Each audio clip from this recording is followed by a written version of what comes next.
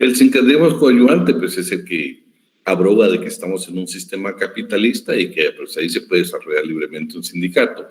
Y el sindicalismo revolucionario, pues ustedes ya saben de que eso lo que tratan es de decir que los sindicatos deben de formar parte de la estructura para que el proletariado asuma el poder y que los medios de producción, o sea, las fábricas, toda la empresa sea parte de dueños, los propietarios sean los trabajadores y no personas o individuales o jurídicas, y lo que actualmente en el capitalismo se conoce como la burguesía.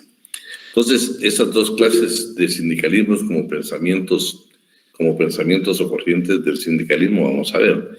El coadyuvante se divide en tres: reformista, cristiano y sindicalismo de Estado. El revolucionario, el anarcosindicalismo y el sindicalismo comunista. Vamos a ver primero qué es el coadyuvante. Entonces vamos a pedirle por favor a otra persona de las que no han participado, ¿sí? Vamos a ver, aquí está Joel González Pablo. ¿Estaréis por ahí, Joel González Pablo?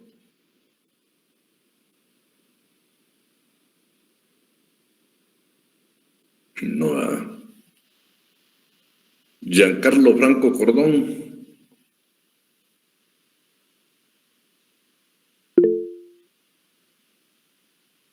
No hay pena, Joel, no hay pena. No hay pena, Joel.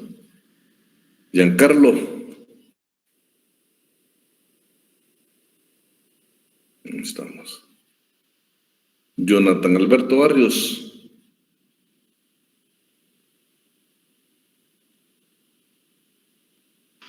Silic. Muy bien. Bueno, Jonathan. Vamos a poder ayudarlos aquí en lo que es el coadyuvante y me vas a ayudar con los tres, que es el reformista, el cristiano y el sindicalismo de Estado. Veamos qué es el coadyuvante. Todo el párrafo, por favor. Ok. Esta corriente sindical se presupone como natural el sistema de producción capitalista. Pero me solo lo voy a abrir el documento para verlo más. Dale. Se ha caracterizado históricamente por su tendencia a la defensa de los trabajadores de una misma profesión. Organización que deriva de los gremios medievales y a la promoción de las reivindicaciones económicas de los obreros mediante la acción directa del trabajo o de las negociaciones colectivas. Bueno, ese, si ustedes sean producción capitalista, ¿va? Tendencia de defensa de los trabajadores de una profesión. O sea, lo que está indicando esta corriente, este pensamiento del sindicalismo coadyuvante, es que el sindicato es parte de un sistema de producción capitalista y por lo tanto se puede desarrollar libremente, tal como lo manifestó el sindicalismo norteamericano. ¿Se recuerdan? Hablamos que el norteamericano lo que dice es: señor empresario, el hecho de que existan sindicatos en sus empresas, por favor, es parte de un juego democrático. Usted tiene que aceptar como tal que los trabajadores es mejor que estén organizados en sindicatos y así evitamos movimientos que puedan perjudicar la industria incipiente. O sea, ese nacimiento de la industria, por favor, dejemos que se sindicalicen, es parte de la democracia en una empresa que se organicen los trabajadores a nivel de sindicatos, porque precisamente ellos también van a entender y le hacen ver al sindicato: tú eres sindicato de un sistema capitalista, que no se te olvide que tenés que defender el sistema capitalista aunque defender los intereses de la clase trabajadora. Ese es en concreto lo del coadyuvante.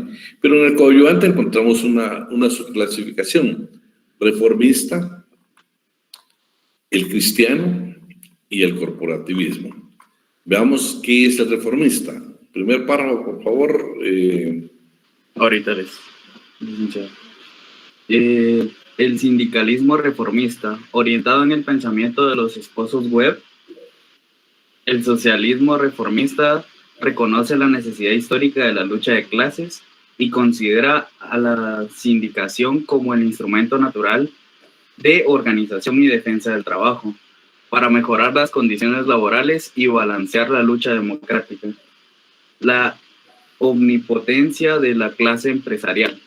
Bueno, la idea aquí de este pensamiento, pues ya lo vimos, de que dice el reformista: que históricamente hay que reconocer la lucha de clases, o sea, hay que conocer burguesía y proletariado, hay que conocer patrono y trabajador. Es un hecho que lo tenemos que reconocer y que no se nos olvide que, como estamos hablando del sindicalismo, esta teoría, este pensamiento dice, señores, por la lucha de clases tienen que existir los sindicatos. Además, la forma que los trabajadores van a defender sus intereses es a través de la organización de un sindicato.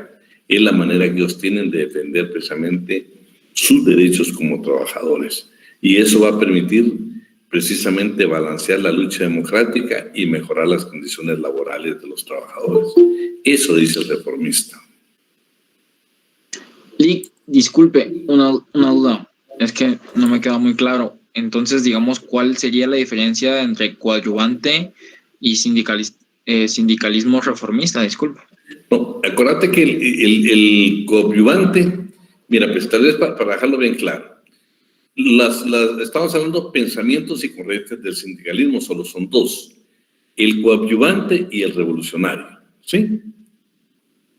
El coadyuvante es el sistema capitalista y el revolucionario el sistema socialista o comunista.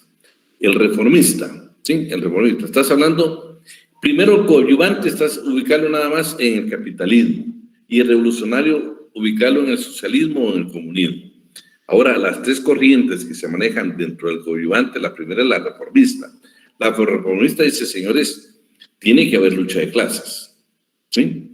Y la mejor manera de los trabajadores de organizarse es a través de un sindicato. Eso le va a permitir defender sus intereses y especialmente buscar el balance democrático entre capital y trabajador. O sea, este socialismo coadyuvante, que una de las corrientes es el reformista, está indicando de que en el sistema capitalista sí se permiten los sindicatos, ¿sí? Y eso te recuerdas que lo vimos exactamente cuando vimos el sindicalismo norteamericano, que el capitalismo sí permite los sindicatos. El reformista lo que dice es, señores, reconocemos que hay lucha de clases, hay proletariado y hay burguesía, hay patrono y trabajador, hay lucha de clases. Pero también sabemos de que la mejor manera que los trabajadores puedan defender sus intereses va a ser a través de un sindicato, que es la manera de defender sus propios intereses y, aparte de eso, va a balancear la parte democrática de una empresa entre capital y trabajo. O sea, el reformista es parte del coadyuvante. El coadyuvante es solo ubicarlo en el capitalismo. Ahora vamos al sindicalismo cristiano, que también es parte del capitalismo. Pero pues ya lo hemos visto, pero lo vamos a leer para que no se nos olvide. Veamos con el primer párrafo, por favor. Ahorita, licenciado. La política sindical apuntada por la Iglesia, en un principio fue la de la sindicalización conjunta de trabajadores y patrones. Sin embargo, dentro de las reivindicaciones sociales, en la encíclica Rerum Novarum, promulgada por León XIII, el 20 de mayo de 1891, se consagra la libertad sindical de los trabajadores para constituir las organizaciones profesionales o afiliarse a las de su elección, así como la neutralidad del Estado en la vida de los propios sindicatos. Bueno, esta ya la habíamos visto, pero como estamos hablando del capitalismo, de la coadyuvante, aquí pues dice que dentro del capitalismo lo que propone el sindicalismo cristiano es el siguiente. Señores, los sindicatos, si hay un sindicato en una empresa, por ejemplo, de la Coca-Cola, que ahí estén los trabajadores, pero que también están los dueños de la Coca-Cola. Eso es lo que propone el sindicalismo cristiano.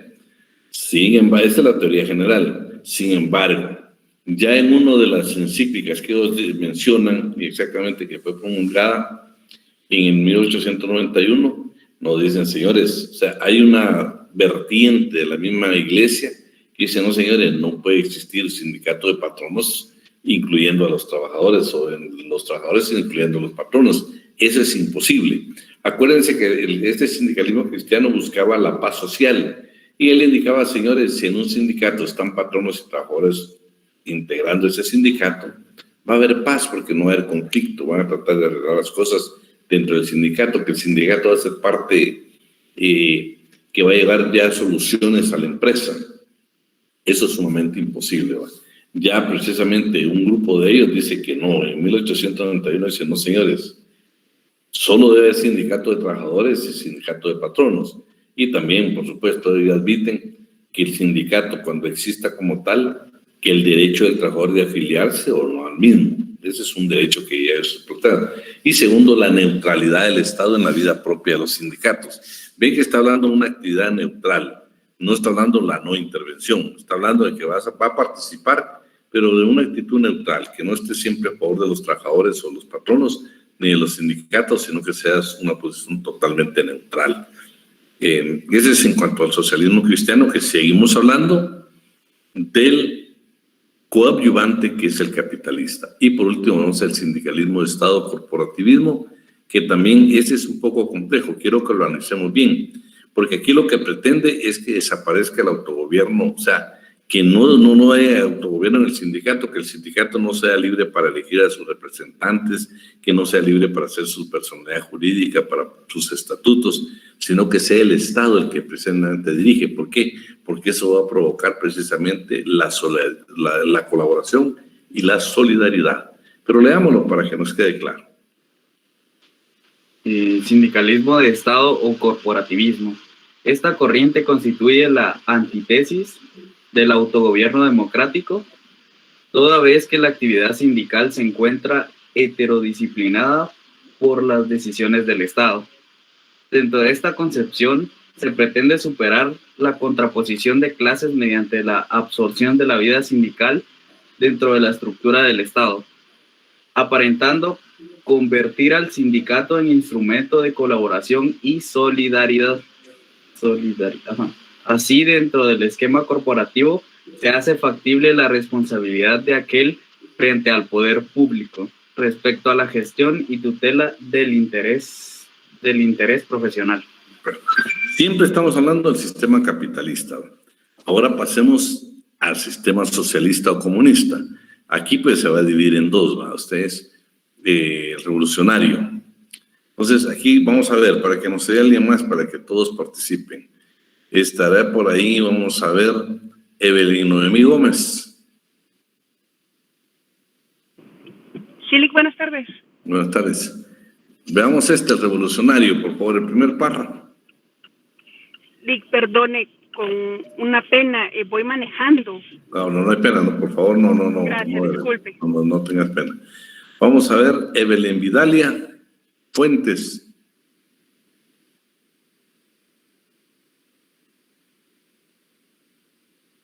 ¿No estás por ahí, Evelyn? Vamos a ver. Sí, licenciado, buenas noches, perdón. Buenas noches. Vaya, mira, por favor, veamos el revolucionario. Ok. Sostiene la necesidad de transformar el sistema de explotación capitalista, de superar los contrastes de clase y de alcanzar la democratización de la vida social mediante la equitativa participación de la colectividad en los beneficios de la economía y la civilización, es decir, mediante la socialización de los medios de producción. ¿Prosigo?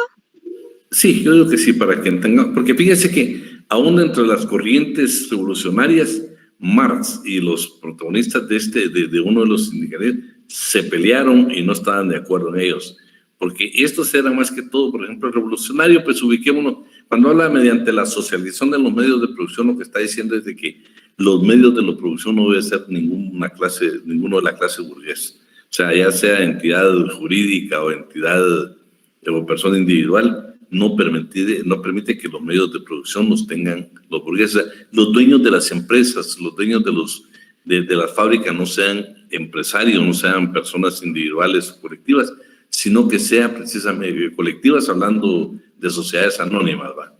En materia mercantil. Pero lo que trata es de que lo que dice es que los dueños de los medios de producción, los dueños de las fábricas, de las empresas, deben ser los trabajadores. Así es una manera precisamente donde va a desaparecer un sector, pero que la producción va a ser de la colectividad. Eso es lo que pretende este sistema, que por cierto ya lo hemos dicho, que lo hemos criticado, ¿va? Pero vamos al segundo párrafo para que nos quede claro que las dos posiciones que vienen posteriormente del socialismo revolucionario.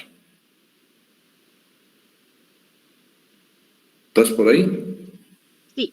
El rápido proceso de proletarización extensivo a los asalariados de la clase media, trabajadores del campo y a los propios pequeños productores, así como el rigor de las injusticias del sistema, evidencian la crisis del oligopolismo de la burguesía y su inminente resquebrajamiento en los procedimientos para la realización de dichos objetivos.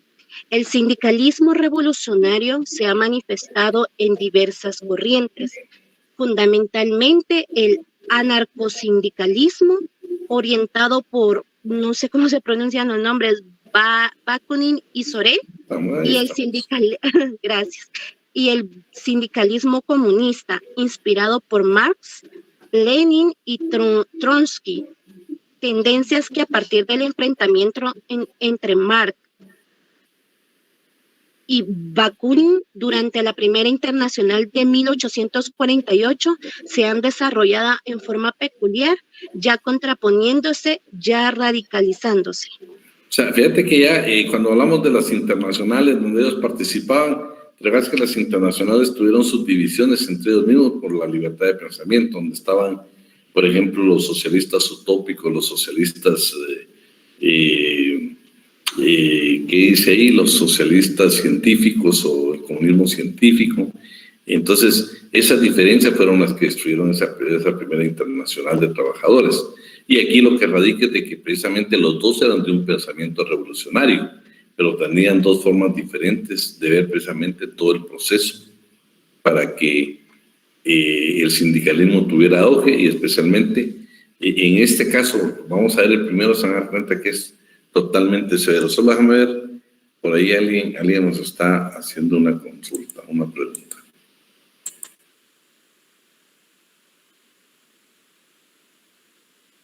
Sí, exactamente, eso es lo que pasó. Y ahorita nos vamos a dar cuenta por qué. Nos vamos a dar cuenta por qué. ¿Quién me está ayudando? Evelyn, ¿va?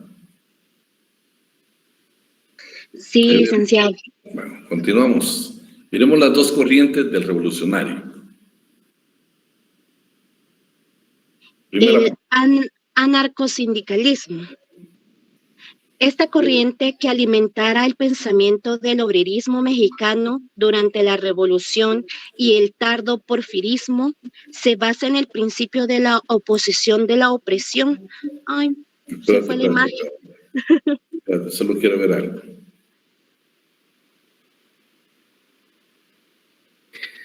No, fíjate que la pregunta de Emerson, ahorita vamos a dar cuenta que no, fíjate, no es tan así. No es tan así. Vamos a ver ahorita. Ahorita sí, continúa, perdona, Evelyn.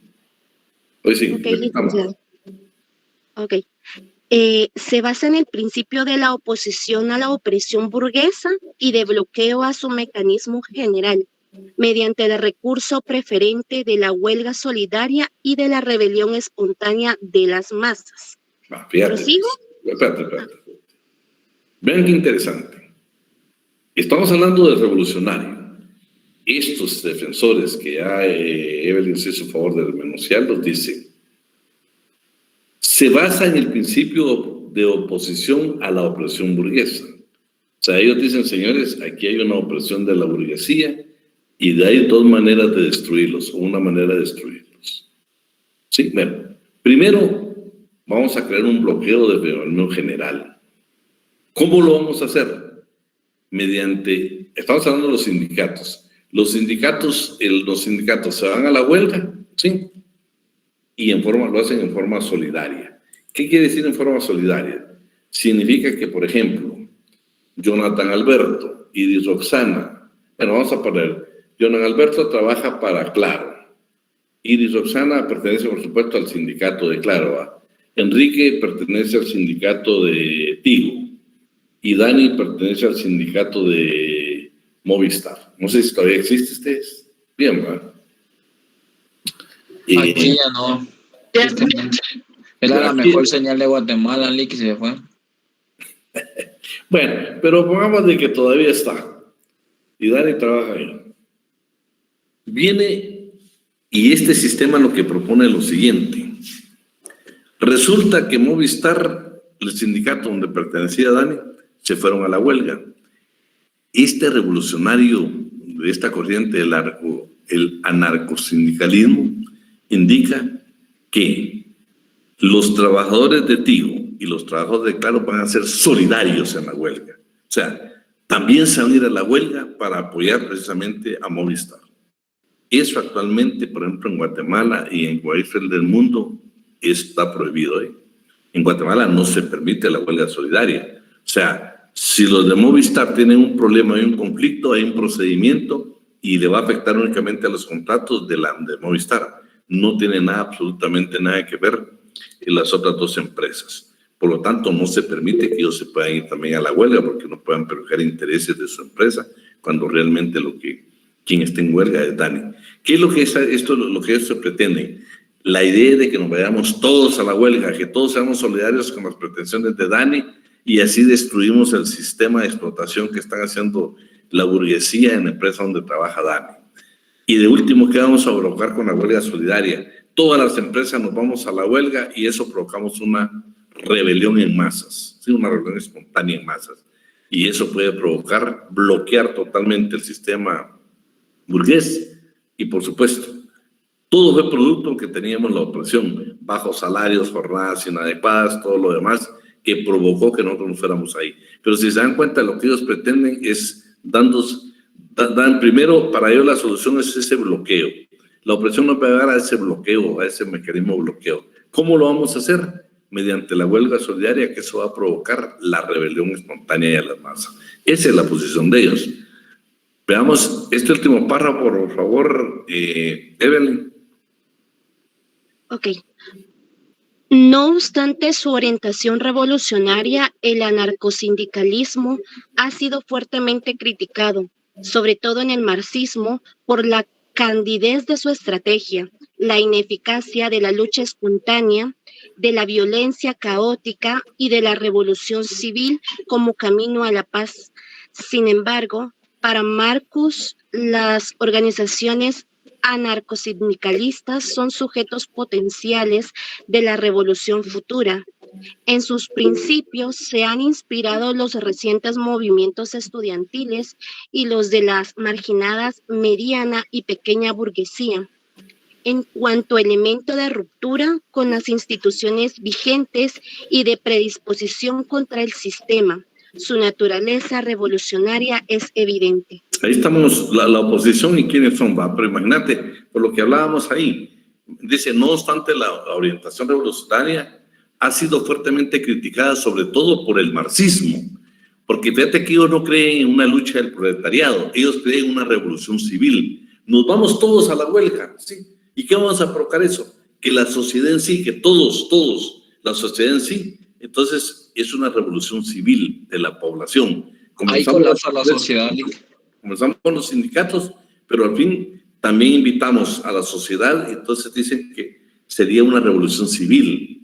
Mientras que van a dar cuenta que Marx y los comunistas dicen, no señores, lo que nosotros proponemos es que el proletariado, el trabajador, el laborante, sea el dueño de los medios de producción, ¿sí?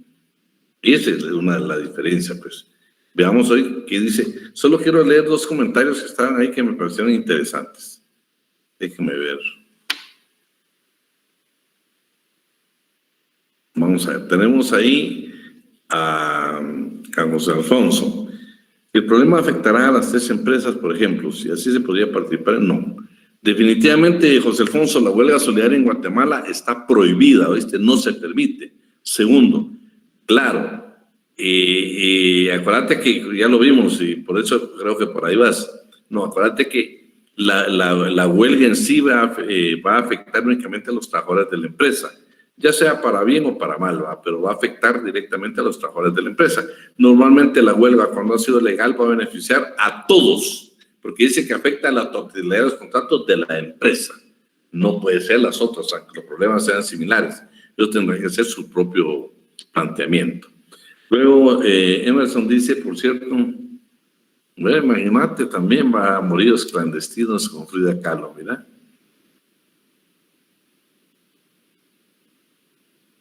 No, está bien. Lo interesante, Emerson, es que cuando uno lee la historia y uno a veces se emociona y comienza a leer autores. Dani, fíjate que esto está... La pregunta de Dani, una vez la vamos a responder. Creo que por aquí tengo el documento. Sí. Aquí déjame ver, Dani. Déjame ver. La jurisdicción...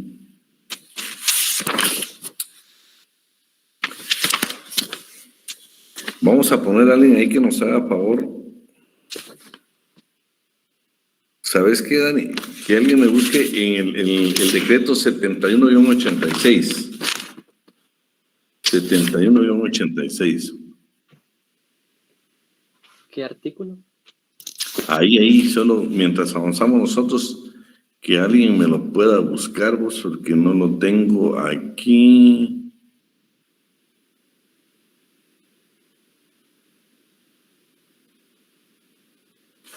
Vamos a hay alguien que nos lo busque mientras estamos con la huelga para hablar un poquito de esto. ¿Sí? ¿En qué artículo está, Alec? No, búscamelo, porque para avanzar un poquito. El 70. Aquí lo tengo, pero no sé qué. ¿No lo encontraste por ahí? Sí, derecho a sindicalización. Ok, voy a buscar entonces. Ya lo encontré, el licenciado. ¿Perdón? Ya lo encontré. Decime. Está en el artículo número 4. En el inciso G. Inciso G. Ajá. Déjame ver, vamos a ver aquí. Terminadamente prohibida las huelgas motivadas por aquí solidaridad. Cristian, espérate, Cristian. Jóvenes, pregunta de examen, ¿no? La huelga solidaria.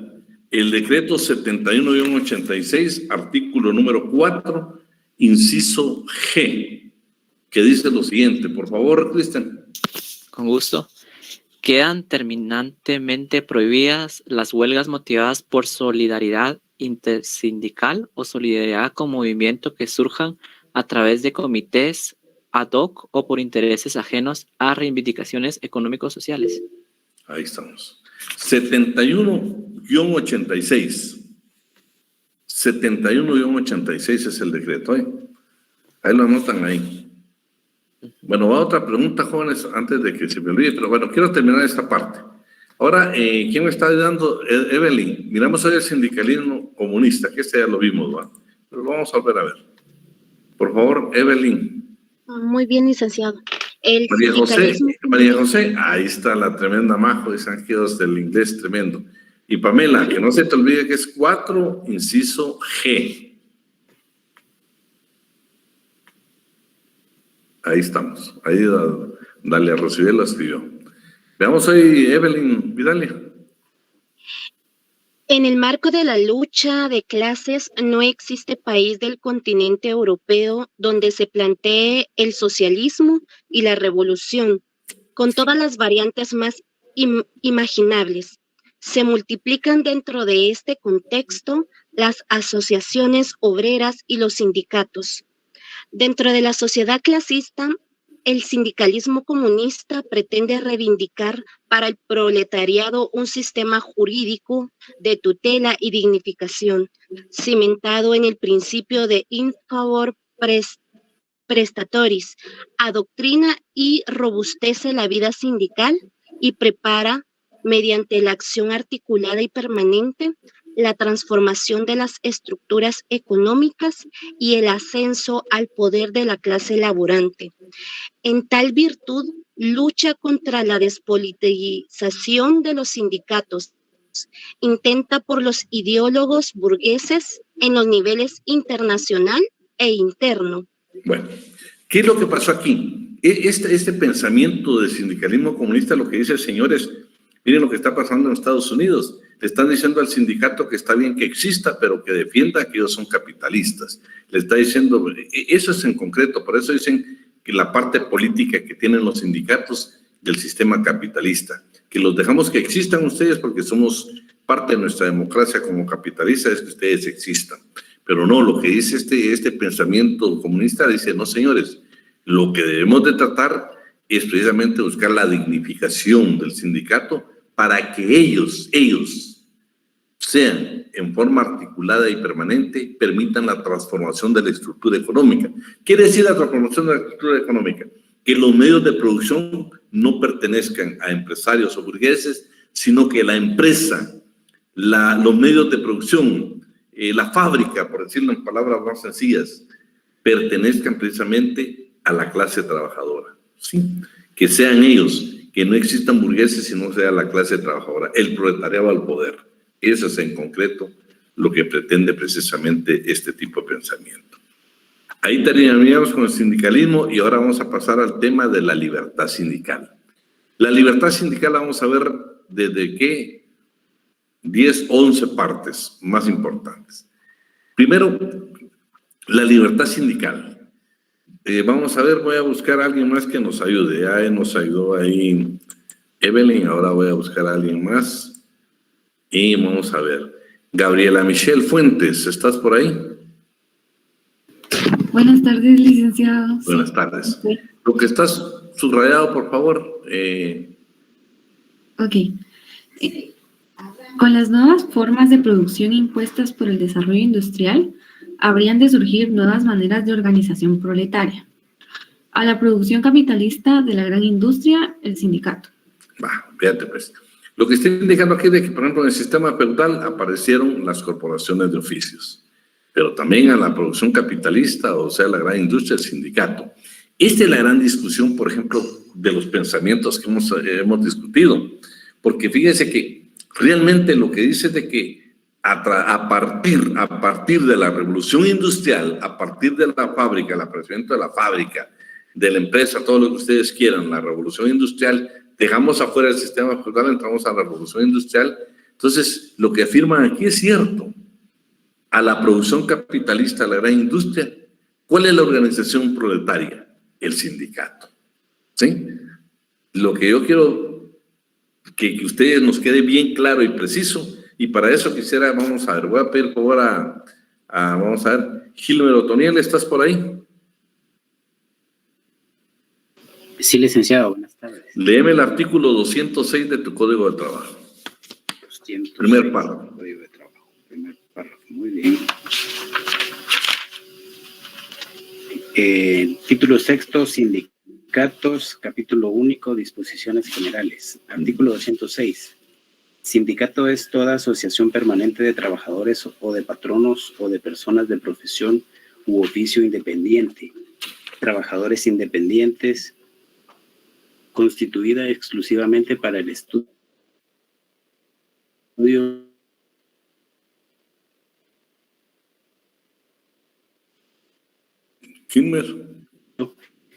mejoramiento y comunes.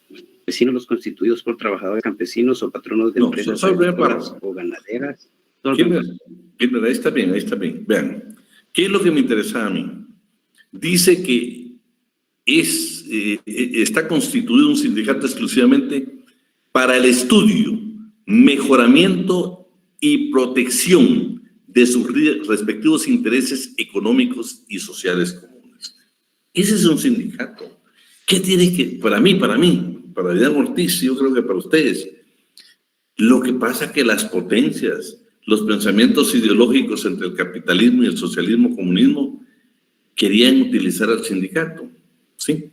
¿Por qué? Porque la fuerza de la clase trabajadora ya lo hemos visto nosotros en el desarrollo, que por supuesto, que la clase trabajadora es la mayoritaria en cualquier sociedad, En Guatemala la clase más grande es exactamente la clase trabajadora. Ya se imaginan realmente la clase trabajadora unida en un país. Y pongamos de ejemplo, yo les digo la importancia, por ejemplo, del trabajador o de los sindicatos, si ustedes quieren, pero más que del trabajador. Por ejemplo, en Brasil. En Brasil el partido precisamente de los trabajadores de Lula da Silva y fueron capaces de transformar, inclusive de tomar el poder en sí y transformar muchas cosas precisamente en su país. Pero también lo que yo siempre he dado referencia, que lo vamos a ver en la huelga, por ejemplo, en Polonia, donde se ve el movimiento de los astilleros de Lenin, donde fueron capaces de transformar y cambiar su país. Totalmente trasladarlo de un sistema comunista a un sistema socialista a un sistema capitalista, todo por un movimiento de trabajadores. Entonces, por ejemplo, ustedes si leen por ahí, aparece y dice las 4 huelgas que transformaron el mundo. Y les va a hablar precisamente de una de esas, pues es la de Polonia, y la otra es precisamente la de Brasil.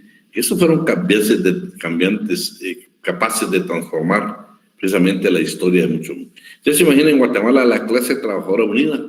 Por supuesto que seríamos capaces nosotros de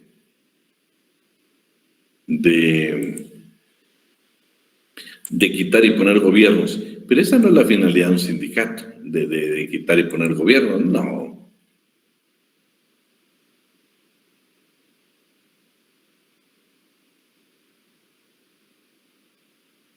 ¿En qué sentido, Emerson?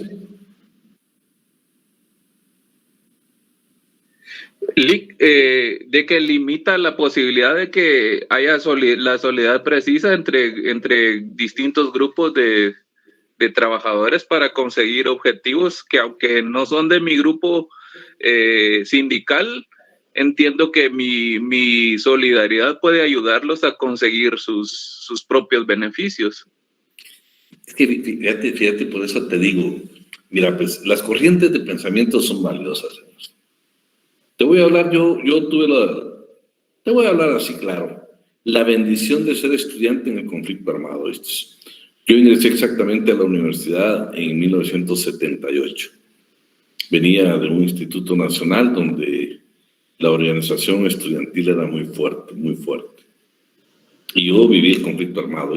Yo les quiero decir a ustedes como estudiantes de Derecho, por favor, Avidal Ortiz lo vivió, no se lo contaron, los que yo viví.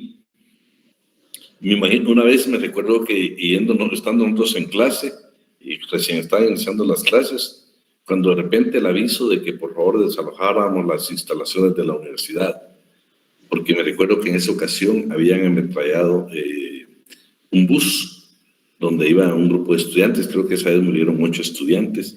Ya te imaginas, Emerson, el tener uno que no sabía ni para dónde ibas. Yo te digo, cuando ustedes llegan enfrente del edificio C7, han visto que hay una pared y hay una colonia ahí, una residencial. Yo te digo, no sé cómo, cuando nos dimos cuenta nosotros, más que todo, tratando de evitar los acontecimientos que hay en la universidad, terminabas pagando 2 en la Petapa, terminabas pagando aquel cementerio, un cementerio privado que hay, que Las Colinas creo que se llama. Pero era un descontrol. ¿A qué te quiero llegar con todo esto? Claro que era importante, eran momentos históricos en el país. La solidaridad, por eso, acuérdate que este pensamiento de la solidaridad de los sindicatos y todo, es un pensamiento revolucionario. Yo lo que decía es, señores, si somos solidarios, imagínate en una huelga, de veras, decime si no cambias un país, decime, Emerson, si de veras, todos los trabajadores en Guatemala decidamos parar durante una semana, te pregunto, ¿efectivamente transformaríamos el país? Sí, Lick, y precisamente en eso pensaba, porque esa ley es del 86 y me viene a mi mente haber leído precisamente la gran huelga de la costa sur de los empleados de los ingenios azucareros en la costa sur. Claro. Entonces, y ahí precisamente fue que hizo su aparición el CUC. Oye, solo fíjate que, mira la pregunta para que miremos. Es que miren ustedes, históricamente Guatemala nos meten goles, hombre. Nos meten goles y ni cuenta nos damos. Entonces es una ley, ¿no?, que surgió por todo el movimiento sindical que se había dado previamente. Emerson, fue una manera de reprimir precisamente la solidaridad del trabajador. Mi pregunta, y te la hago así concreta, ¿quién gobernaba en 1986? Bueno, ahí ya estaba Cerezo y antes creo que Lucas. Cerezo, no que Cerezo, somos parte de la democracia de este país. Terminó el régimen militar, es que acuérdense que el ministro, si para la historia de ustedes ya lo vieron, pues, El ministro de la Defensa era el próximo presidente del país. Esa era la historia por años en Guatemala, por años. Del 54 para acá, el que era ministro de la Defensa era candidato y le ganaba las elecciones. Aunque las perdiera, él las ganaba. Bueno, pero bien, entonces los movimientos del 82, 83, los golpes de Estado y luego las elecciones libres, donde Vinicio Cerezo, que gana con el 80% de votos, históricamente creo que es el que más votos ha obtenido. Mira la ley. Evitó precisamente. ¿Por qué? Porque ya estamos hablando de una estructura donde, aunque seas presidente de este país, vas a estar condicionado al sector empresarial. Eso es inevitable. Bueno, pero no, vamos a dejar esa parte ahí porque si no, nos emocionamos y el mundo no lo arreglamos, hermanos. Sí, bueno, gracias, Lick. Bueno, entonces vean, pues, entonces estamos ahorita ya con la libertad sindical, ¿va? Aquí aparecen, entonces ya sabemos de que la producción capitalista, ahí nacen realmente los sindicatos, ¿sí? Y no, yo les digo, toda la revolución de Rusia, si usted la lee, los sindicatos fueron parte esencial. En Guatemala han sido parte esencial. Ustedes mismos ya lo vimos, de que, por ejemplo, el sindicato de trabajadores del magisterio, que actualmente sigue existiendo, fue clave para el derrocamiento del general Ubico. O sea, el trabajador unido transforma sociedades, transforma empresas. El problema ahora más que nunca es que yo te digo, ¿dónde está esa solidaridad? Y menos, ahora tenemos hasta prohibición legal. Entonces, estamos hablando ahorita de la parte de la introducción. Aquí, por ejemplo, yo les digo, me interesa este párrafo. ¿Quién me está ayudando? Sí, es la verdad. Mire, ¿quién me está ayudando para leer? Gilbert, creo. Gabriela. Sí, licenciado. Este párrafo donde dice la libertad sindical. Ok. Completo, ¿verdad? Sí. Ok. La libertad sindical es así una manifestación de la libertad individual. Es un complemento de la libertad individual de los trabajadores. En ejercicio de ella se llega a la creación de un grupo que tiene una personalidad distinta de las personas que han contribuido a su constitución. Este grupo en su origen ha sido el resultado de la iniciativa individual, pero más tarde son sustituidos en gran parte por sus creadores. Así, la libertad sindical ya tiene como sujeto no solamente al individuo, sino al sindicato. Entre estos dos sujetos pueden surgir conflictos. Toda la historia del sindicalismo está saturada del antagonismo entre el individuo y el grupo. ¿Cuál de los sujetos va a triunfar en el conflicto? ¿El individuo o el grupo? Al lado del individuo y de su interés individual se coloca el grupo y el interés general de la profesión. Bueno, interesante este pasaje. No, está bien, Eddie, pero Eddie, me gusta como estudiante de Derecho. Aparte, habemos 177 conectados. Quiero una pregunta y quiero que alguien, ¿quién me está ayudando aquí con asistencia?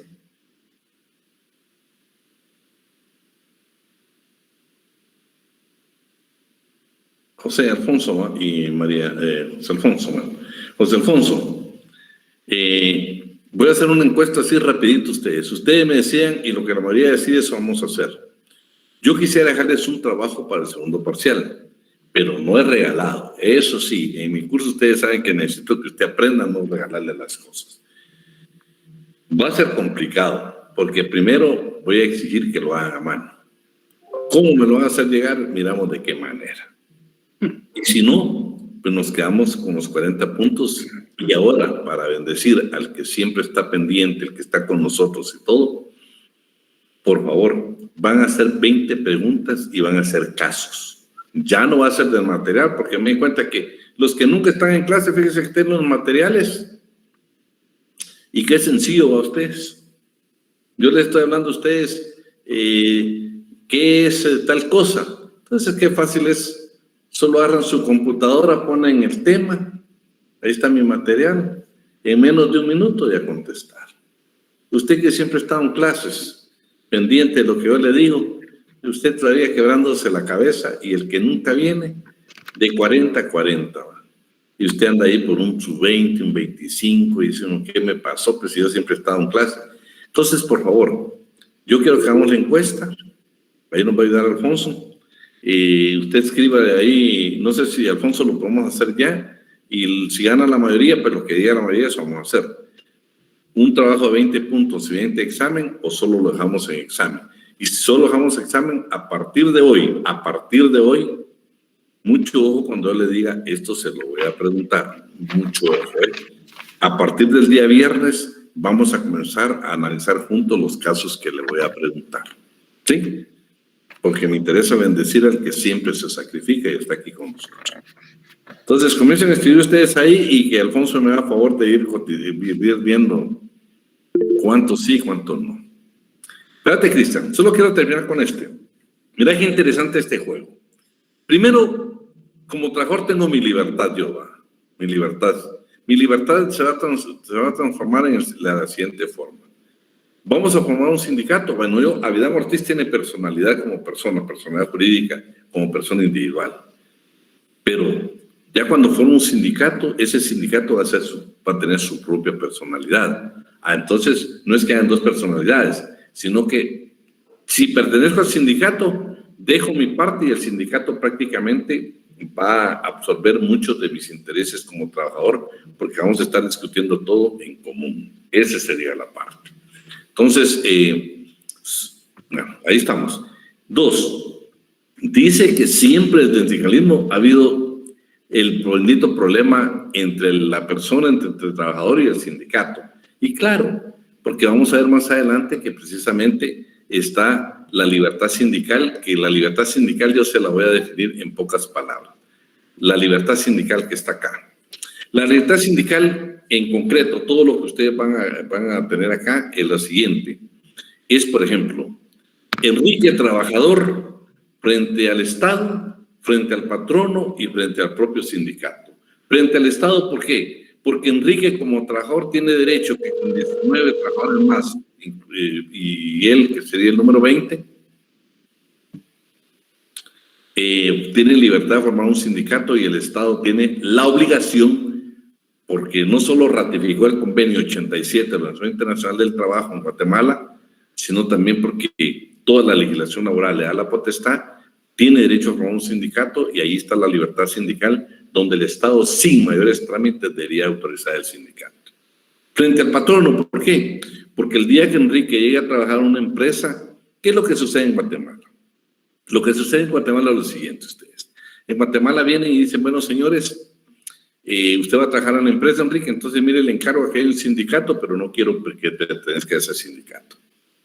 Y si es, pues, en la doctrina le llaman sindicato blanco, entonces dicen, bueno, señores, si usted va a trabajar, Enrique, en la empresa, le sugiero que, mire, aquí está el sindicato de Sergio, pero el de Sergio es rojo, ese es revolucionario, ese me perjudica mis intereses y nos ha causado problemas en la empresa. Yo necesito que se vaya al de Abidán porque ese es un sindicato mío, yo lo formé. Esa tampoco se permite en Guatemala. ¿Por qué? Entonces, la libertad sindical que Enrique tiene es de que el patrono no tiene absolutamente por qué invitarlo a pertenecer o no a un sindicato. 2, como trabajadores, el patrono tiene que entender que tenemos derecho a formar sindicato en su empresa. Él lo tiene que entender, por eso es la libertad sindical. Y Enrique frente al sindicato, ¿por qué? Porque fíjate que si es sindicato único van a querer que te afilies. No, la libertad de trabajador que tiene Enrique es afiliarse o bien no hacerlo. Es más, estar afiliado y abandonar, o sea, separarse del sindicato. Esa es la libertad sindical. Frente al Estado, frente al patrono y frente al propio sindicato. Veamos ahora qué dice el segundo párrafo de este artículo. Solo permítanme, me está pidiendo ingresar. Vamos a este segundo párrafo. ¿Quién está ahí para...? Vamos a ver quién... déjenme ver. Espérate, Víctor, solo quiero que me ayuden a leer perdón.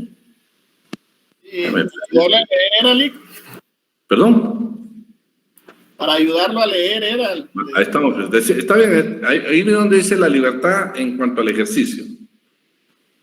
La libertad en cuanto al ejercicio no es una facultad absoluta, omnimoda e ilimitada. El ser humano es libre, pero su libertad no puede ir en contra de los principios morales básicos ni tampoco de las libertades ajenas.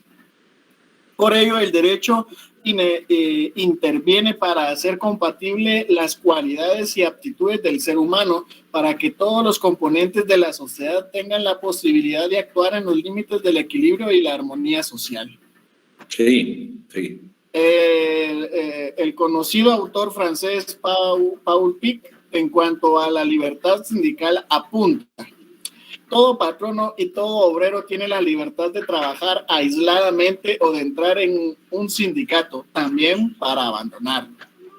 G.H. Kamerlingh y G. Lyon Cain, profesionales de la Universidad de París, expresan que evidentemente la libertad sindical consiste para cada persona en la facultad de aislarse, afiliarse a un sindicato y al sindicato de su elección.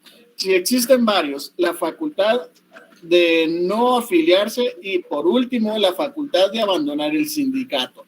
La libertad de la organización sindical debe ser facultad individual de escoger la agrupación sindical a la cual adherirse.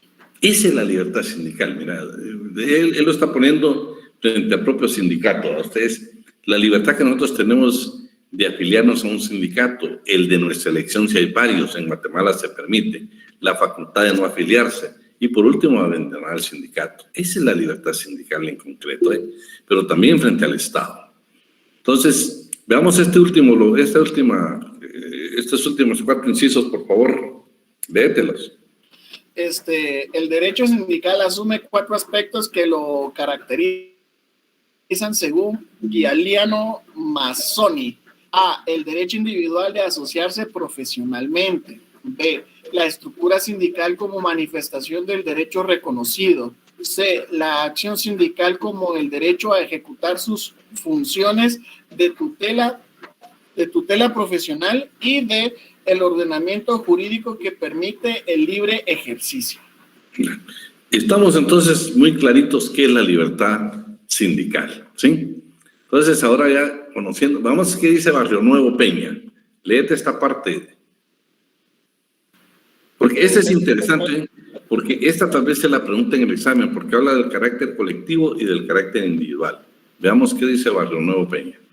Acerca de este concepto, Barrio Nuevo Peña, profesor de la Universidad de Madrid, en su artículo Los sindicatos y las asociaciones de empresarios, expresa que la libertad sindical tiene 2 bases sustentadoras esenciales, una de carácter colectivo, el derecho a fundar u organizar sindicatos, y otra de carácter individual, el derecho de afiliarse al sindicato que se prefiera o el de no afiliarse a ninguno. Pero mira el otro párrafo, por favor, mira, qué interesante. La dimensión individual se concreta en los derechos del individuo frente al Estado y demás poderes públicos, frente a la empresa y frente al propio sindicato. Lo que estamos hablando. Estamos bien clarito qué es la libertad sindical, ¿sí? Entonces, bueno, además es una lectura interesante cuando usted tenga tiempo. Ahora veamos los principios de la libertad sindical. Solo permítanme, vamos a dejar entrar aquí a Reina. El primer párrafo, solo déjame ver, vamos a utilizar las personas. Fátima Abigail Rodríguez, ¿estás por ahí?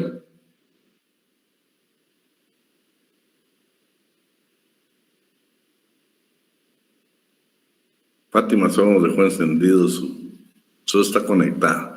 Freddy Roberto Bielman. Aquí estoy, licenciado. Léete esto, ¿tenés la pantalla? Sí, aquí la mía. No hay pena. Los que no tengan micrófono, por favor, no se preocupen, ¿eh? Por favor, Freddy. Dice principios de la libertad sindical en la Constitución de la OIT.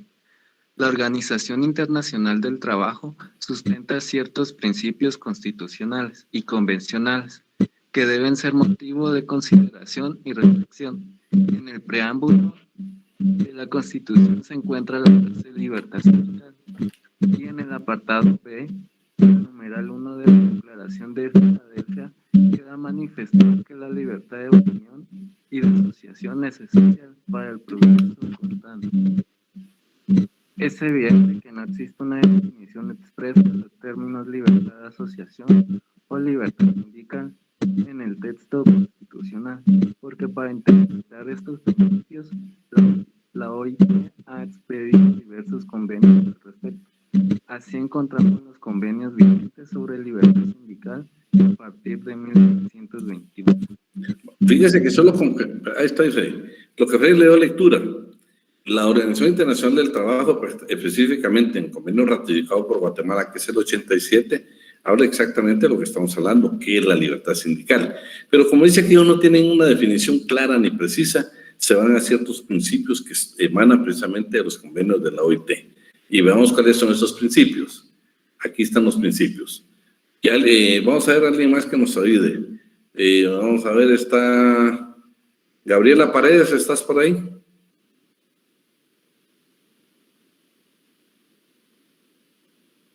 No. Héctor Alfonso Ramos. Héctor Alfredo, perdón. Licenciado, buenas noches.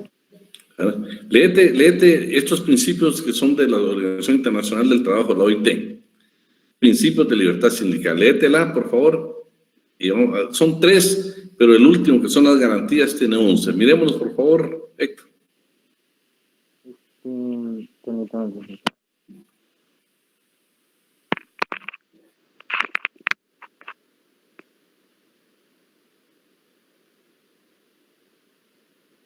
Derecho de constituir organizaciones sindicales. Derecho de constituir organizaciones sindicales, ello significa que los trabajadores y empleadores pueden crearlas sin distinción de ninguna clase, sin autorización previa, y ser organizaciones de su elección. B. Derecho de afiliarse a estas organizaciones. C. Garantías al derecho a libertad sindical. 1. Esos son los 3 principios, pero las garantías son 11. Miremos cuáles son. 1. La abstención de las autoridades públicas. 2. Facultad de elaborar sus estatutos y reglamentos administrativos. 3. Elegir libremente a sus representantes. 4. Organizar su gestión y actividad. 5. Formular su programa de acción. 6. No estar sujetos a disolución o suspensión por vía administrativa. 7. Constituir federaciones y confederaciones. 8. Constituir organizaciones internacionales o afiliarse a ellas. 9. Proteger a los miembros de un sindicato contra cualquier perjuicio en razón de su afiliación sindical o de sus actividades. 10. Impedir toda injerencia de organizaciones extrañas. Y 11. La instauración de medidas para promover y desarrollar la negociación colectiva. Fíjense que todo eso es importante, porque todo lo vamos a ver. Luego hablamos de la autonomía sindical. La autonomía sindical la vamos a radicar exactamente en lo que dice la ley laboral mexicana. Vamos a ver, ¿quién más? Giovanna González, ¿estás por ahí? Buenas tardes, Lic. Buenas tardes. Léeme, por favor, esa parte.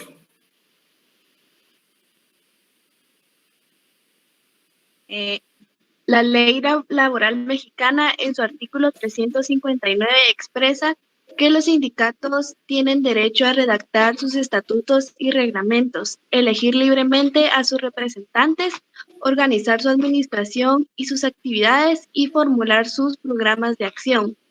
Sin embargo, estos derechos están limitados por la propia legislación, como lo veremos más adelante. Bueno, miremoslo en el código nuestro. ¿Quién me está ayudando a leer el código? ¿Quién me está ayudando a leer el código? Que me lee el primer párrafo del artículo 218.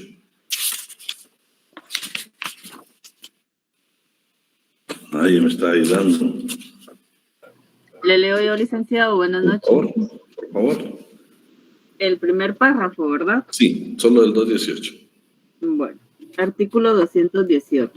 Con el fin de obtener el reconocimiento de su personalidad jurídica, la aprobación de sus estatutos e inscripción de los sindicatos debe observarse el procedimiento siguiente. Hasta ahí déjalo, hasta ahí déjalo. Estamos igual que los mexicanos. Dicen que estamos hablando que cuál es la autonomía sindical, que los sindicatos podemos redactar nuestros propios estatutos, nuestros reglamentos, podemos elegir a nuestros representantes, igual que Guatemala. Pero sin embargo, tenemos limitaciones, tenemos derechos limitados y Guatemala está en el 218. Dice, podemos tener nuestra personalidad, nuestra producción de estatutos, aún podemos elegir nuestros representantes, pero tenemos que cumplir un procedimiento. Pero en concreto, si les hablan ustedes de la autonomía sindical, estamos hablando de este aspecto. Luego, pues el material que habla CMI, pues es importante. La unidad sindical, esto es lo que hablábamos exactamente con Emerson, ¿sí? La actividad sindical lo que dice es de que la unidad sindical es de que los sindicatos deberían de estar unidos, las confederaciones deberían de estar unidas. Ellos creen de que precisamente la fuerza de la unidad sindical es capaz de transformar y conseguir reivindicaciones de carácter económico-social. Pero vamos a ver, por ejemplo, exactamente este párrafo que tengo ahí, este párrafo es sin la unidad de las organizaciones sindicales. ¿Quién más me puede ayudar ahí, por favor? ¿Se gusta, Lee? Por favor. En donde dice problemas diferentes, ¿verdad? O sin la unidad, sin la unidad. Sin la unidad en las organizaciones sindicales como táctica y sin una meta permanente, los hombres sindicalizados pierden su fuerza de grupo, pues al tener problemas diferentes de trabajo, objetivos y aspiraciones contrarios, no participarán del mismo interés y objetivo común. La justificación sociológica de esta tendencia unitaria está en que los problemas de los hombres que viven en los campos del trabajo se mantienen dentro de un nivel que, con poquísimas excepciones y escasas diferencias, coinciden con los de la mayoría de ellos. Esto hace que se identifique entre ellos por estar... Ay, espérame, es que por querer agrandarlo, ¿dónde iba? Es por el campo de mantener dentro de un nivel que por poquísimas excepciones y escasas diferencias coinciden con los mismos de la mayoría de ellos. Esto hace que se identifique entre ellos por estar involucrados en la misma problemática y tengan tácticas, metas y objetivos análogos para la defensa de sus intereses. Empezó a bajar de ahí. Bueno, lo que pretende esta unidad sindical es que los sindicatos deberían de estar unidos. Ya lo que le dio lectura a aquel. Dice, mientras mantengan la división en las filas de los sindicatos y entre estos y las federaciones y confederaciones que los agrupan, la clase obrera seguirá negándose a sí misma pluralidad de cambiar las estructuras sociales injustas. El problema fundamental de la clase trabajadora es la unidad. Y bueno, y de ahí pues le comienzan a hablar, le va a hablar de la unidad sindical que pretende ser la eficacia total de un ente profesional, pero en concreto, aparte que habla de la unidad sindical general, también habla del sindicato único, ¿sí? Que debería haber nada más un sindicato en las empresas, que eso, porque si hay dos sindicatos va a haber división entre la misma clase trabajadora. Ellos lo que tratan de decir es que la unidad sindical es importantísima.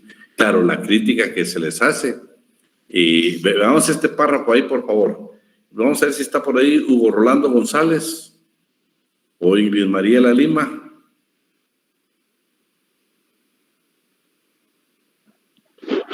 Sí, Ingrid, por favor, léeme ese párrafo. donde está subrayado, ¿verdad? Sí. Los partidarios de los sindicatos únicos argumentan que estos aseguran la fuerza e independencia del movimiento sindical. Otros piensan que, por lo contrario, engendran abusos y errores. El sindicato único no evita los riesgos de encontrar en el seno de la organización los que serán designados representantes con diversas tendencias. Un sindicalismo único no estimula la emulación debido a la existencia de varias agrupaciones. puede dejarse ganar por la rutina y olvidar sus objetivos esenciales. La unidad de miembros conduce a la acción totalitaria. La obsesión de sindicatos únicos por los estados totalitarios constituye una prueba manifiesta en estos casos.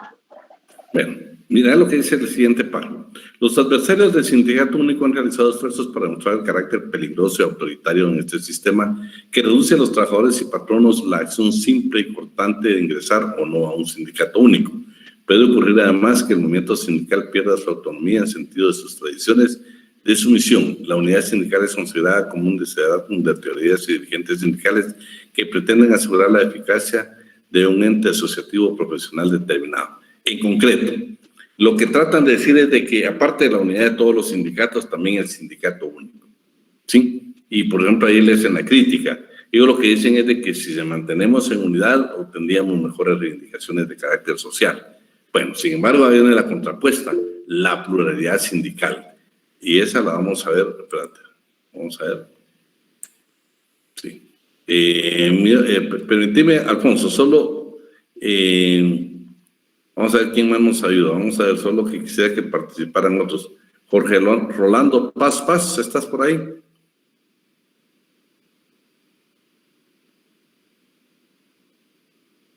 José Morales Campos. No. Buenas noches, licenciado. Bien, aquí ando. Léeme esto, por favor. ¿Tenés ahí tu pantalla? Pluralidad sindical. Sí. Un gusto, licenciado. El principio de la pluralidad sindical es el corolario de la libertad de constitución de los sindicatos, lo cual significa que los individuos son libres de constituir varios sindicatos para una misma actividad profesional. Es el privilegio de escoger o elegir entre diferentes sindicatos, optando por aquel que mejor se ajuste a sus ideas y pretensiones. Esto ocasiona una aparente contradicción con lo antes expresado, pues supone que la necesidad táctica conjunta y la conveniencia de unión en la lucha se desvirtúa con la diversificación de asociaciones profesionales. Bueno, ahora miremos qué dice la pluralidad de sindicatos es de que en una empresa pueden haber más de 2 sindicatos y Guatemala efectivamente acoge ese sistema. Vamos a ver, Judith, ¿estás por ahí? Que me leas el artículo 42, solo el primer párrafo. Claro que sí, licenciado, un momentito.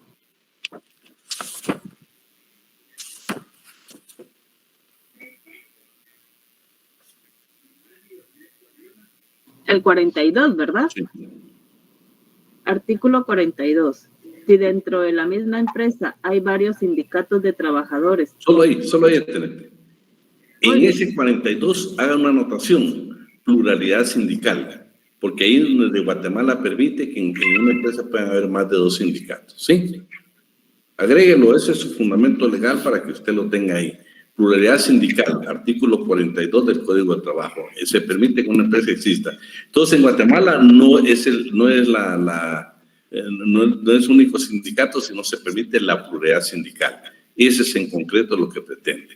Esto ocasiona una aparente contradicción, como lo antes expresado, pues supone la necesidad táctica conjunta de la convivencia de unión en la lucha. Se desvirtúa la diversificación de sindicatos. O sea, la crítica siempre la van a tener, ¿va? Ustedes. En México la tendencia a favor del sindicalismo plural parece congruente con el principio de libertad sindical. Y ahí pues le comienzan a hablar a ellos, en esta parte, quiénes están a favor y quiénes están en contra. ¿Y quién me está ayudando a leer? Que me lea este último párrafo. Yo, licenciado. Por favor. En resumen, se puede concluir que existen argumentos a favor y en contra, tanto de la unidad como de la pluralidad sindical. En tal sentido, Mozart Russomano agrega que la unidad sindical limita la libertad. El sindicato único y oficializado es producto artificial de la ley, presa fácil para la voracidad intervencionista del Estado, crea desconfianza en el espíritu del trabajador y la pluralidad quiebra la unidad de la clase obrera, estimula la competencia entre los sindicatos, la ambición de sus líderes y debilita la organización obrera. El régimen de pluralidad sindical presupone un sistema económico consolidado y un nivel de desarrollo nacional importante. Si se dan cuenta, pues la crítica que hacen a los 2 sistemas, ni el único ni el plural. Eso es importante para que ustedes tengan bien claro en qué consiste uno y en qué consiste el otro. Ahora hablemos de la organización sindical más representativa. Veamos vamos directamente en esta parte. Por favor, que me estás ayudando ahí, terminemos con esa parte. Claro, licenciado. La organización más representativa se concibe solo junto a otras organizaciones menos representativas. Para que puedan definirse la o las organizaciones más representativas, debe ser posible la concurrencia de varias con iguales derechos e iguales probabilidades de éxito en cuanto a su calificación. Ahora miremos esta parte. El sindicato más representativo ejerce finalmente determinadas funciones exclusivas que fundamentalmente se refieren a las de representación de la profesión ante organismos públicos o personas privadas y de regulación de las condiciones colectivas de trabajo para la profesión que el sindicato en cuestión representa. Bueno, ahora vayamos entonces al contenido del artículo 51b. ¿Qué significa cuando en una empresa existan varios sindicatos? Perdón, solo dejen. Aquí estamos. ¿Sí? ¿Quieren que me lean? Aquí, por ejemplo, yo le digo, si en una empresa existen varios sindicatos, ¿con quién va a discutir un pacto colectivo de condiciones de trabajo el patrón? ¿A quién le corresponde esa representación? Cuando hablamos, por ejemplo, de las comisiones paritarias, que hay un delegado de los trabajadores, cuando hablamos del Tribunal de Conciliación y Arbitraje, cuando hablamos, por ejemplo, de los miembros de la Junta Directiva que son representantes de los trabajadores, ya quedamos claro de que son representantes de trabajadores sindicalizados. No se permite trabajadores colegiados o individuales que vayan a todas las instituciones o todas las entidades donde participa la clase trabajadora en representación, por favor, son a través de sindicatos. Pero si hay 2 sindicatos, 3 sindicatos, ahí creo que, no sé si es en uno de los ministerios del Ejecutivo, creo que existen 17 de sindicatos. ¿A quién le corresponde esa representación? ¿Con quién se va a discutir un pacto colectivo de condiciones de trabajo? ¿A quién le corresponde? Y ese es uno de los problemas que ellos dicen. Hay diversos criterios, pero al final veamos qué dice el 51b. Con todo gusto, licenciado. Artículo 51, inciso B. Si dentro de la misma empresa o centro de producción existen varios sindicatos, el pacto colectivo debe negociarse con el que tenga mayor número de trabajadores afectados directamente por la negociación, en cuyo caso no se puede celebrarse en condiciones menos favorables. Los trabajadores que las contengan, permítame, licenciado, los trabajadores que las contenidas en los contratos vigentes dentro de la propia empresa o centro de producción. Bueno, en Guatemala, como en la mayoría de países, el sindicato más representativo es que tiene más afiliados, O sea, si hay que discutir un pacto colectivo de condiciones de trabajo, si hay varios sindicatos a quien le corresponde realmente discutirlo, con quien el patrón no tiene que discutir el pacto colectivo, es exactamente el sindicato mayoritario, el que tiene mayor número de afiliados. Por eso viene la bendita lucha de ustedes en la doctrina y también en la práctica, pero nosotros en la doctrina, los famosos sindicatos blancos. Cuando una empresa, cuando un empresario ve de que el sindicato del trabajador se está tomando fuerza, va a crear un sindicato con fines, los famosos sindicatos blancos, como se usa en la doctrina, para defender sus propios intereses. Entonces lo que va a promover es de que todos los nuevos trabajadores que estén ingresando se vayan al nuevo sindicato para que no tengan ningún problema realmente en su empresa. Entonces, pregunta de examen, ¿no? El 42 y el 51b. Además, tuve la oportunidad el martes 7 de septiembre de estar con la gerente o la directora del programa IBS del Instituto Guatemalteco de Seguridad Social y platicamos muchos temas, pero entre ellos me tocó un tema que quiero que se lo voy a preguntar en el examen para los 180 o 179 que actualmente están conectados. Pregunta de examen. Dice que en el programa dedicado, uno de los 4 programas, y uno de ellos es para la protección, o sea, la seguridad social, para trabajadoras de casa particular, o sea, el trabajo doméstico, dice que en ese programa únicamente, hasta el día martes 7, según palabras literales de ella, únicamente hay inscrito un trabajador. O sea, Los trabajadores de casa particular que ya tienen un programa hasta el día 7 de septiembre de 2021, había un trabajador inscrito. Pregunta de examen. Porque el que no está en clase no va a creer de que solamente uno, entonces ella dice que realmente ha sido un fracaso el programa. Ha sido un fracaso el programa porque es imposible que solo exista un trabajador inscrito en un programa que se aperturó en todo el departamento de Guatemala y tenía proyectado en todos los departamentos del país. Entonces, digamos de que es únicamente un trabajador. Lamentable, por supuesto, Reina, lamentable.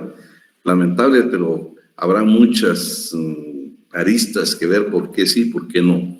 Acuérdate que ese programa no tiene incluido el famoso EMA, enfermedad, maternidad y accidente, o lo que nosotros conocemos como enfermedad común, no lo tiene incluido.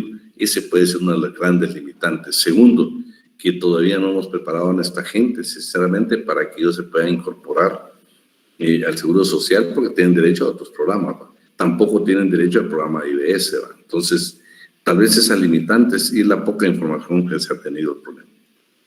Ese programa es uno de los, si te metes a la página del Seguro Social, hay 4 grandes programas, y entre ellos está, ¿cómo se llama? Este es programa para la trabajadora de casa particular. O sea, ahora las personas que trabajan en casa, que nos ven en casa, sí, por supuesto, ya tiene años, sí, 4 programas. Y uno de ellos es la trabajadora de casa particular, que pueden ellos inscribirse. Lo vamos a ver hoy, nosotros tenemos ahí un apartado para ver. Pero bueno, al final, como nada más es pregunta de examen, si yo le pregunto cuántos hay inscritos hasta el 7 de septiembre de 2021, únicamente un trabajador. Ahí está ya, Cristian lo anotó. Así se llama el programa. Un trabajador. Esa es la pregunta de examen, esa, aunque andan buscando en Google ellos en el material, el PRECAPI, Programa de Protección para Trabajadores de Casa Particular. Ahí estamos bien. Sí. Sí. No, estamos ahí el PRECAPI. Ese es exactamente. PRECAPI, ahí yo creo que Cristian se está poniendo ahí donde se puede localizar. Entonces, por favor, un trabajador, Yo, de todos modos, de aquí para el examen, voy a ver si mañana lo pido a través de acceso a la información, para ya estar nosotros concretos, pero por información directa de quien maneja el programa, ya me está indicando que únicamente hay un trabajador afiliado. Pregunta de examen porque es un conocimiento de algo totalmente nuevo. Bueno, jóvenes, lo vamos a dejar hasta ahí y si Dios quiere nos vemos el próximo viernes, porque el día miércoles saben que hay asueto y pues no habrán clases. Ahora, si ustedes se animan, pues damos clases, pero no creo, van a celebrar el bicentenario de la independencia de Guatemala. Entonces, está bien, descansemos, dice Víctor. Cantemos aunque sea el himno. Por supuesto, dime. Ahí estamos. A ver, se cuidan, jóvenes. Muy buenas noches, si Dios quiere. Buenas noches, Lick. Muchas gracias. Buenas noches, Lick. Muchas gracias, Lick. Feliz noche. Adiós. Noche, Lick. Adiós, Enrique. Feliz noche, Lick. Adiós.